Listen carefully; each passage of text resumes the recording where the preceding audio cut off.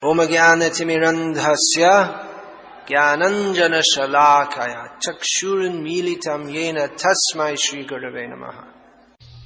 Translation. Lord Brahma, the Supreme Person within this universe, said, "My dear Priyavrata, kindly hear attentively what I shall say to you. Do not be jealous of the Supreme Lord who is beyond our experimental measurements. All of us, including Lord Shiva, your father, and the great sage Maharshi Narada, must carry out the order of the Supreme. We cannot deviate from his order." Report of the 12 great authorities in devotional service for Lord Brahma himself, his son Narada, Swayambhuva Manu and Lord Shiva were present before Priyavrata. They were accompanied by many other authoritative sages. Brahma first wanted to impress upon Priyavrata that although these great personalities are all authorities, they cannot personally disobey the orders of the Supreme Personality of Godhead, who is described in this verse as Deva, which means always glorious. The power, glory and potencies of the Supreme Personality of Godhead can never be diminished. In the Isha Upanishad, the Lord is described as Apapa Vidha, which indicates that he is never affected by anything materially considered sinful. Similarly, Srimad Bhagavatam describes the Supreme Personality of Godhead as being so powerful that nothing we might consider abominable can affect him. An example sometimes given to explain the position of the Supreme Lord is that of the sun, which evaporates urine from the earth but is never affected by contamination. The Supreme Lord can never be accused of doing anything wrong. When Lord Brahma went to induce Priyavrata to accept the responsibility for ruling the universe, he did not go whimsically. He was following the dictations of the Supreme Lord. Indeed, Brahma and other genuine authorities never do anything without his permission. The Supreme Lord is situated in everyone's heart. In the beginning of Srimad Bhagavatam it is said, Tene Brahma Hridaya Adi Kavaye. The Lord dictated Vedic knowledge to Brahma through his heart. The more a living entity is purified by devotional service, the more he comes in direct contact with the Supreme Personality of Godhead, as confirmed in Srimad Bhagavad-gita, Teshang Satata Yuktanang Bhajatang Priti Purvakam Dadami Buddhi Yogam Tang Yena Mam Upayantite. To those who are constantly devoted and worship me with love, I give the understanding by which they can come to me. Lord Brahma therefore had not come to Priyavrata by his own whims. Rather, it is understood that he had been ordered to persuade Priyavrata by the Supreme Personality of Godhead, whose activities cannot be understood by material senses and who is therefore described herein as aprameya. Thus, Lord Brahma first advised Priyavrata to hear his words with attention and without envy. Why one is induced to perform certain acts despite his desire to do something else is indicated herein. One cannot disobey the orders of the Supreme Lord, even if one is as powerful as Lord Shiva, Lord Brahma, Manu, or the great sage Narada. All these authorities are certainly very powerful, but they do not have the power to disobey the orders of the Supreme Personality of Godhead. Since Lord Brahma had come to Priyavrata in accordance with the orders of the Supreme Lord, he first wanted to dispel any suspicions that he might be acting as Priyavrata's enemy. Lord Brahma was following the orders of the Supreme Lord, and therefore it would be worthwhile for Priyavrata to accept Lord Brahma's order as the Lord desired.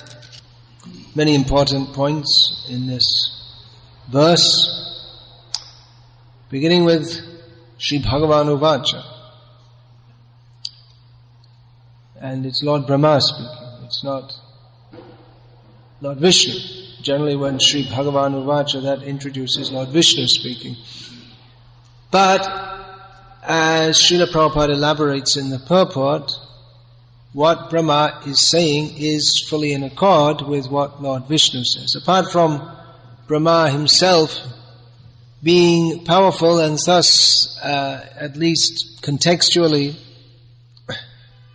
being fit for being addressed as Bhagavan, what he says is in line with the Govindamadi Purusham Tamaham Bhajami, Krishna's to Bhagavan Swayam, the original personality of Godhead. Now at first he tells Priyavrata, just listen to me, listen to what I have to say. And Srila Prabhupada in the purport states that Lord Brahma states, listen to me, because Priyavrata might have thought that Lord Brahma was coming as his enemy. Doesn't sound possible, does it? But Brahma had this feeling that he may be thinking, I'm acting as his enemy. Of course, one can act as an enemy knowingly or unknowingly. Priyavrata might have thought that Brahma is my well-wisher, but he doesn't know how to advise me properly in this instance, because he's a grihasta. I'm a brahmachari, and he's a grihasta, and he wants to get me married, so I don't have to listen to him. He might have been thinking like that. Yeah, someone can act as an enemy even without knowing it. I mean, most of the population does that. Most of the people in the world, just like almost every parent is the enemy of their child, although they don't think so. Because they don't teach them about Krishna consciousness, they give them meat and fish to eat, and they think, well, this is very good, they'll be very healthy, but they're going to hell by eating meat and fish. Due to being ignorant. Hare Krishna. Almost everything that people do to try to help each other in the material world, although it's it may be actuated by a sense of compassion, well-wishing, but it has the opposite result. Welfare workers. They try to help others, but they don't know how to. And often they give wrong advice. Just like in India, for the last generation or so, there's been all this advice or saying that the old system is very wrong, the women shouldn't follow their husbands, and Ram was wrong to treat Sita the way he did, and in this way they're spoiling the whole culture and the whole family life. But they think it's good. Everyone should have equal rights. Everyone should have the right to do whatever they like as much as they like, as long as it doesn't interfere with others, because they have no idea of what is the purpose of human life or how it can be lived in accordance with the orders of the Supreme Personality of Godhead, which is another important point here in the verse. So, Brahma is first of all saying, just listen, what I have to say. It's not just me coming, trying to make some managerial fix, because, the temple president's about to bloop, the temple president of the universe, and we need someone to fit in the job. So stop being a brahmachari and get married and grow up, be sensible, be responsible, and it's time to take over the universe. So Brahma, he's saying, I'm not saying like that. What I'm saying is supported by all these great personalities and ultimately by the Supreme Personality of Godhead, the 4 Mahajanas of the 12 Mahajanas. Of course, any devotee is a Mahajan. The actual Mahajan is Krishna. He's the greatest of all great persons. And anyone who is a devotee of Krishna is certified by Krishna as Mahajana or Mahatma. What's that verse? Well-known verse from Bhagavad-gita. Mahatmanastu mang partha daiving praktimashritaha bhajantyananya manaso gyatva bhutadinamyayam. Lord Krishna, who himself is known as Mahatma, is one of his names in Vishnu Sahasranam. He gives the same title to those who worship him fully, ananya manasa. Those who are fully devoted to him, without deviation, knowing Him as the original, inexhaustible personality of Godhead, who are in the shelter of His divine energy. They are known as Mahatma.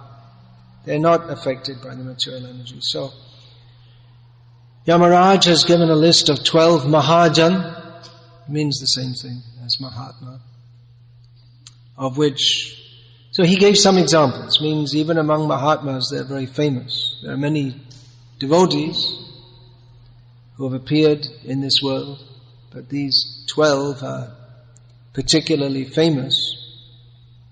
Yamaraj gave the names of 12. Among them, 4 were present before Priyavrata.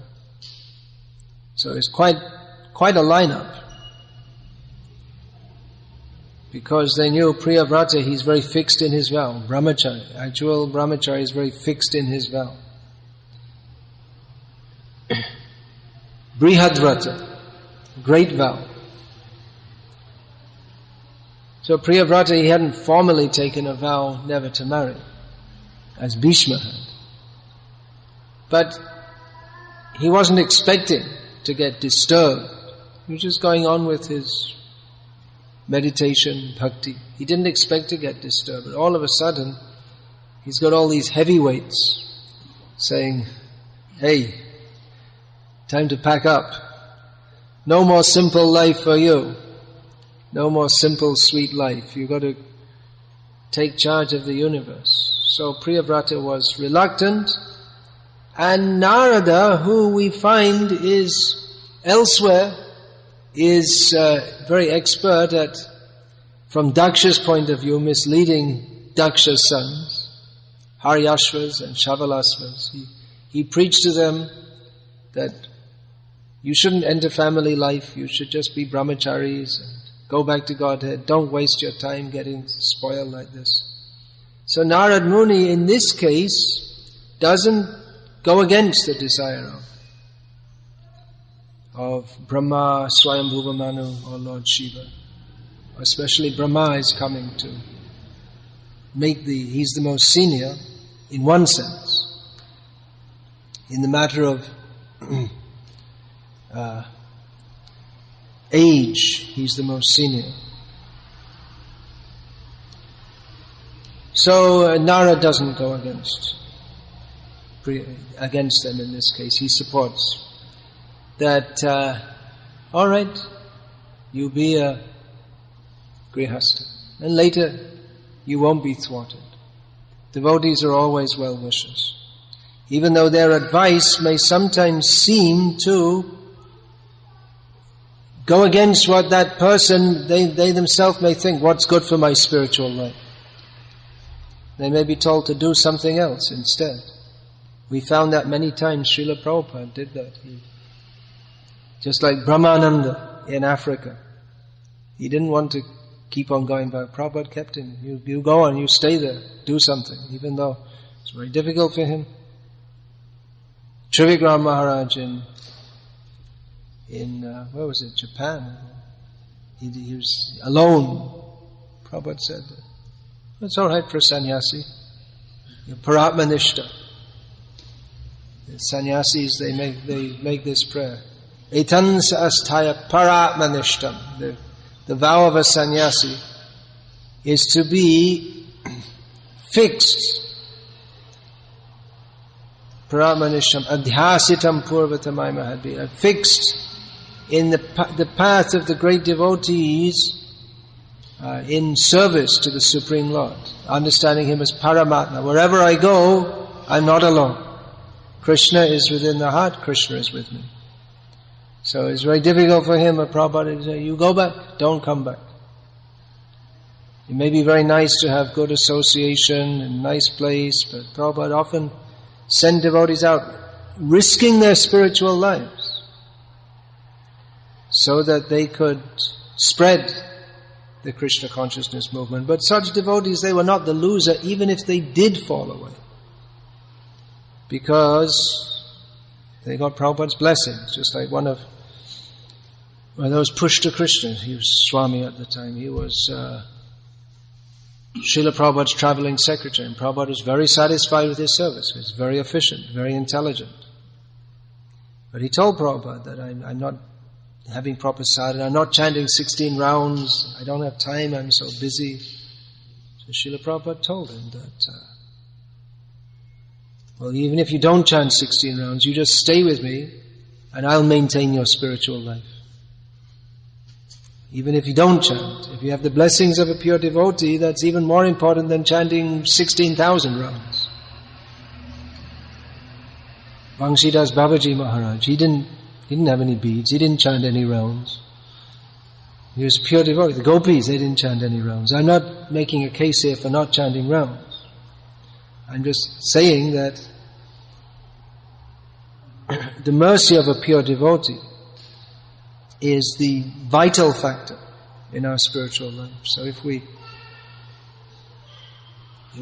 can do so much sadhana and bhajan and study and even service, but if we somehow or other we fail to get the mercy of pure devotees, it's not going to happen.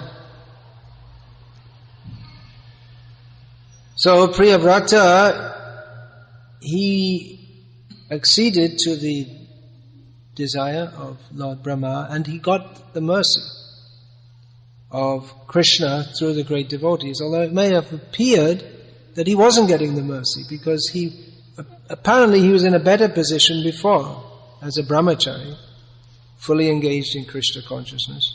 And then later he became what appeared to be like a materialistic sense enjoyer.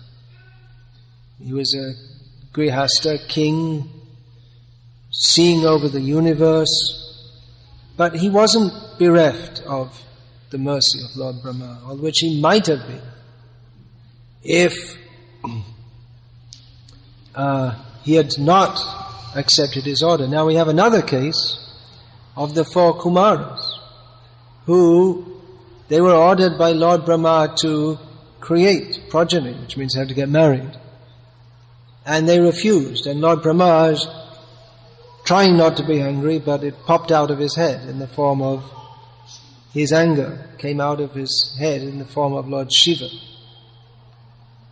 Mode of ignorance, this wrongful anger is in the mode of ignorance. Not all anger is in the mode of ignorance. Hanuman, his anger, that's not in the mode of ignorance. That's transcendental.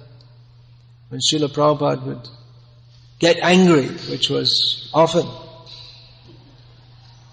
we don't hear much about that these days. We hear all stories, we have pictures of Prabhupada smiling, but actually he was very happy.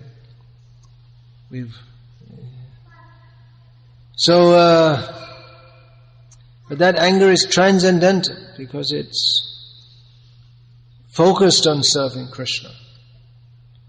So there was another case. But in this case, even if the 4 Kumaras had followed Lord Brahma's order, they could still have been Krishna conscious, but they thought, well, that's an entanglement. We don't want... Actually, they weren't in the beginning thinking of being Krishna conscious anyway. They were Brahmavadis. They were just simply interested in renunciation, not so much of being Krishna conscious. That came later, when they went to Vaikuntha and smelt, no, not that they smelt, but the scent of tulasi was carried by the breeze from Lord Vishnu's feet. And all that they'd done up to that time of being detached from matter and trying to be pure, fructified with smelling the smell of tulsi offered to the feet of Lord Vishnu, and they became devotees. So Lord Brahma is saying that, just listen, I'm not come as your enemy. There's some service for you to do. It's alright, you're a brahmachari, that's very good. But for your service, it's required to be a household. Prabhupada, there's also a case in Vrindavan, that would be must have been 1974 approximately. The temple president, he wanted to leave. He was a brahmachari. He said, I can't go on with the management, with all that. and stay a brahmachari. So he wanted to leave and remain a brahmachari. And Prabhupada said, no, better get married and stay. Be the president. So I heard. And also in Vrindavan there was one sannyasi, and Prabhupada he wanted to spend more time in Vrindavan. Prabhupada preached to him and told him, no, you keep on moving. Told him, you keep on moving. Don't spend more than 3 days in one place. Don't stay in Vrindavan. And then right after that, another sannyasi, he told him, you stay in Vrindavan, don't leave. You have to manage. He was preaching to one, the sannyasi should always travel and preach. He preached the other, that you have a New Zealand passport so you don't have any visa problems, so just stay here and manage this. So these are exactly which orders are given. Hare Krishna, Hare Krishna. To individuals. It may be different. That the general principle to serve Krishna, that is there. We have Bhakti Rasamrita Sindhu. There's 64 basic practices which every devotee has to follow. But specifically, what each devotee should do in their life, then they have to take orders from spiritual master. You should do like this, you should do like this. And how to apply that practically in the individual life. And even we see in the Bhakti Rasamrita Sindhu, some of the injunctions which are given, Srila Prabhupada, he didn't give us them to follow, and even one in particular, that the worship of Ganesh, Prabhupada said, don't do that. He said, which is done in all sampradayas, both Vaishnava and non-Vaishnava. Prabhupada said, don't do it. You worship the pure devotees. Ganesh is the remover of obstacles.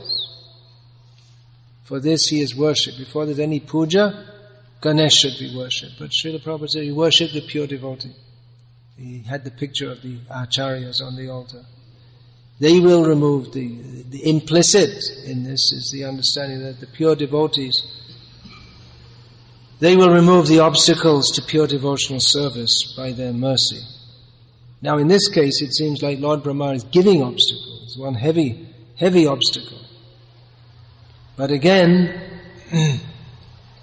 Priyavrata, he's being asked to trust Lord Brahma. That what I'm saying to you, that is for your benefit. I'm not saying it to you out of envy. It's not like Indra when he sees some rishi meditating and he thinks, oh, now I'm in trouble. Now he's going to become more pious than me and more powerful than me, and I'm going to get early retirement. As Indra, someone else will take over. It's not like that. Lord Brahma is not like that. He's concerned both with the welfare of the universe and the welfare of Priyavrata. So this is a point which often comes up in our International Society for Krishna Consciousness. There's the need of the individual and the need of the institution, and they don't often they seem not to coalesce. That we need so many devotees to do so many services, but the devotees' own needs are to rise early, go to Mangalati, chant rounds in the morning, have sufficient hearing and chanting, and of course to do lots of service also.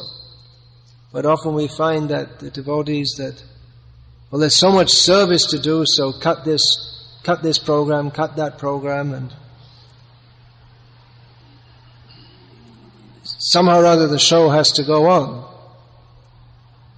But then the very point for which the devotees joined, unless they're very surrendered and can understand the principle of fully surrendered service, which most devotees are not on that platform. That's why we need to perform sadhana. That's why we do chant rounds. We're not gopis who they just always thought of Krishna and always ran to Krishna. We need to perform sadhana so that we can increase our attachment to Krishna. We have to perform service also so that we can increase our attachment to Krishna. But if we're performing service without sufficiently and with sufficient quality of hearing and chanting, then because our minds are not trained to think of Krishna, we'll be performing the service but not thinking of Krishna. And we'll wonder, why am I doing this? And we won't do it very nicely. So the individual need for hearing and chanting, if it's not fulfilled, well, the services might get done, but then the very purpose of people joining the temple so that they can make advancement in spiritual life is not fulfilled. So how to keep a balance between these two things is very difficult. There's no perfect balance, but both things have to be seen. In this case, Lord Brahma, he is asking Priyavrata to perform an act which is superficially damaging to Priyavrata's spiritual life. But Lord Brahma is saying, trust me. Just trust me. You won't be the loser. If you do what I say, you won't be the loser. Even though it appears that your Krishna consciousness will be impeded, but don't worry, we'll look after you. We're all here. Myself, Narad, Shiva, Swayambhuva, we're all here, and we have your best interest at heart. Even though we're asking you to do something which may seem is not good for your spiritual life, don't worry. It will be looked after. Even though apparently you will recede in your spiritual life, don't worry. At the end, you will get Krishna consciousness. And in the meantime, the management of the universe will go on, because the purpose of the universe is not just as a prison house, but it's, that's what they call in America. What do they call that? The Reformation facility. They gave some euphemistic name to prisons. Correctional facility. It means a prison.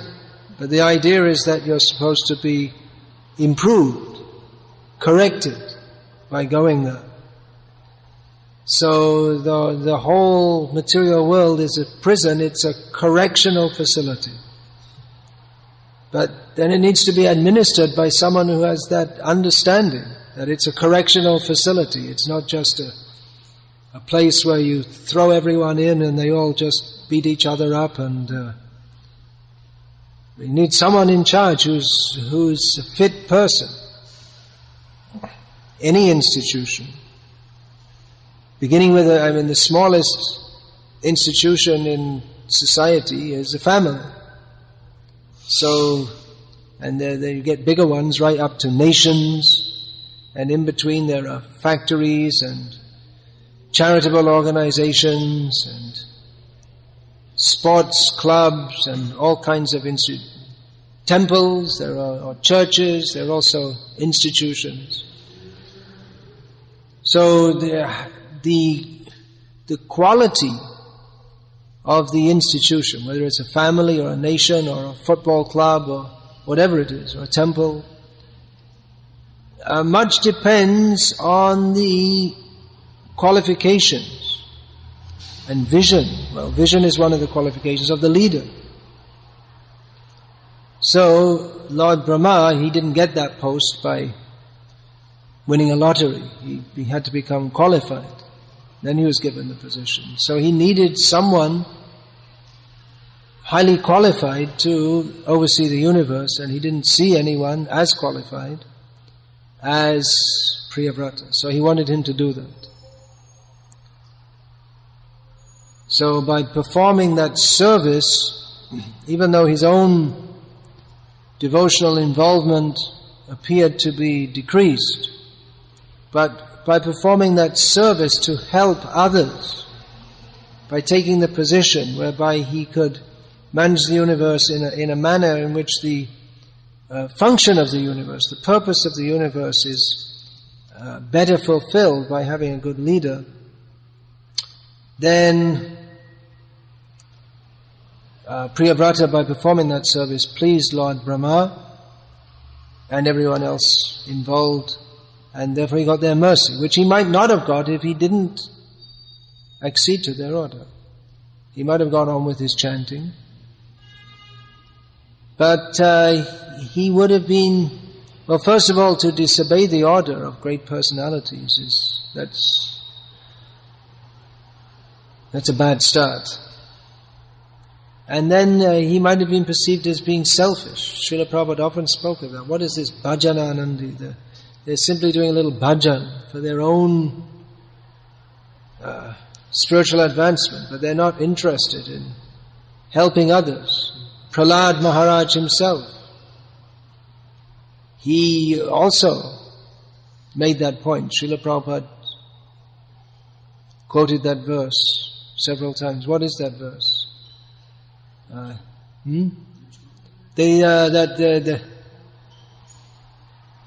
parata nishtha, those who are, there are many sadhus who are interested in their own spiritual advancement, but they are not parartha nishtha. They're not dedicated to the welfare of others. How does that verse begin? Seems like you're a big pundit there. What's that? It's a well-known verse, no, but I'm not getting it. I know it, but I don't understand. I just remember those words, which are the key words. Maya sukhaya varamudvahato vimurhan shocetato vimukacetasa indriyata. But Prahlad Maharaj says, as far as I'm concerned, that I'm lamenting at the condition of these stupid people who are interested in sense enjoyment, who are averse to your service, Nrsimhadev. So, Priyavrata might have been considered like that. He's just interested in his own spiritual advancement, not interested in others. Okay, there's a few points. There's a lot more could be said, but I'll finish there. Are there any questions or comments, please? Have any comment, Rasamai? No, alright. Yes, please. Maharaj, with the case of the four Kumaras, when they came before Brahma, or he came before them, they disobeyed his order. They were, Srila Prabhupada comments that they had the option to do that because one can, even if a guru comes, they can disobey if they... Well, that's not directly stated like that. It could be deduced, but it's not. I've often heard it said that Prabhupada said that you can disobey the order of the guru in this matter, but it's not directly said like that. What do you say? Brihan Mridam, you're the great scholar of Prabhupada's books. Prabhupada doesn't directly say that. It can be deduced from, I can't remember exactly the words, but from Prabhupada's comments, but it's not directly said like that. That you can, sometimes it's said that you can disobey the order of the Guru if he orders you to get married. But he doesn't directly say that. Yeah. Service is more important than ashram. Yeah, I think that sums up one of the major points I was making in that short class. It's not the external position we're in. We have to see how the service is going on. Well, how is it then that the four Kumaras, instead of being condemned for not following their guru, they're like glorified? They're glorified. Well, in the case of Priyavrata. In the case of Priyavrata, he was forced into that. Well, they did go on to become self-realized, didn't they? And their case was a little different to that of Priyavrata, where at the time of Priyavrata there were already quite a lot of people in the universe, but Lord Brahma didn't see anyone better qualified than Priyavrata to take charge of the universe after Swayambhuva retires. Whereas in the case of the Kumaras, well, Lord Brahma can just do a little mental fermentation for some time and have a few more sons, mental sons, and that's there were plenty. He made plenty more Prajapatis. It's not that he could make more like that. That's my speculation, I guess you can call it. Philosophical speculation, I hope, not mental speculation. There's a difference, as you know. Yes. Big drum. You have anything more to say?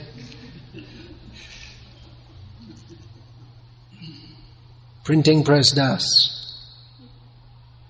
Transcendental printing press. Anything else from the ladies? Comments?